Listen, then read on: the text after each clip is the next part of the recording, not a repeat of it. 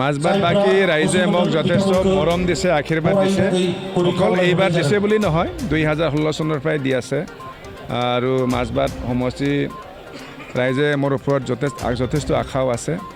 তো ৰাইজৰ যিখিনি আশা আকাংক্ষা এইখিনি মই কামৰ দ্বাৰা তেখেতসকলক মই ঘূৰাই দিম। কিন্তু আপাতত মই এতিয়া কি দিম? ৰাইজে যিহেতু এইবাৰ মোক বিপুল ভোটত জিকালে, তাৰ কাৰণে ৰাইজক আজি মই মাতিছোঁ, তেওঁলোকক মাত্ৰ মোৰ ভাষাৰে ধন্যবাদ যাচিবৰ কাৰণে। তাৰ কাৰণে এই অনুষ্ঠানটো লোৱা হৈছে। আজি আহি আছে আৰু বহুত মানুহ আহিব। তো যিয়ে নহওক আমাৰ প্ৰগ্ৰাম সফল হওক, মই তাকে ভগৱানৰ ওচৰত প্ৰাৰ্থনা কৰিছোঁ।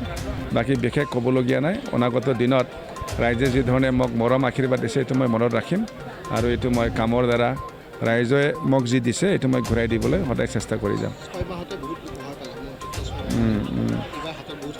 হয়, মাজবাটবাসীৰ কাৰণে যথেষ্ট সপোন আছে। তো এতিয়া চব কোৱাটো ঠিক নহয়, কম কৈ পেলাই বেছি কাম কৰাটো ভাল।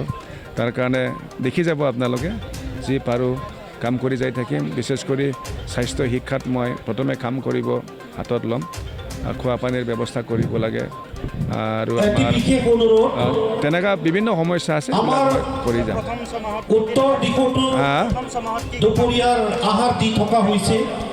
প্ৰথম 6 মাহতো মই বিভাগৰ মেইনলি কাম কৰিব লাগিব।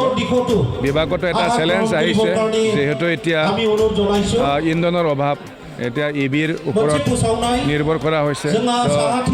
EV ভেহিকেলৰ সংখ্যা আমাৰ ইমান যথেষ্ট নহয়, পৰ্যাপ্ত নহয়। তাৰ কাৰণে EVৰ ওপৰত যদি নিৰ্ভৰ কৰিব লাগে, আমাৰ EVৰ পৰিমাণটো বৃদ্ধি হ'ব লাগিব। এইটো এটা চেলেঞ্জিঙৰ কাম। এইখিনি মই আমাৰ যিহেতু আমাৰ চৰকাৰৰ সন্মানীয় মুখ্যমন্ত্ৰী ডাঙৰীয়া আছে, তেখেতৰ লগত কথা পাতি মেলি কি ধৰণে আগুৱাই যাব পাৰোঁ, ঠিক তেনেকুৱা ধৰণে আগুৱাই যাম।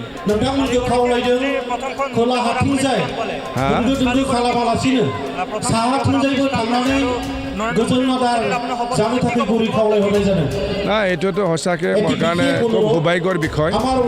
এটা ঐতিহাসিক অনুষ্ঠানত আৰু অকল 4জন মন্ত্ৰীৰ তালিকাত যে মোৰ নামো আছে, এইটো আৰু মই ভাষাৰে মোৰ ভাল পোৱাটো মই শেষ কৰিব নোৱাৰিম।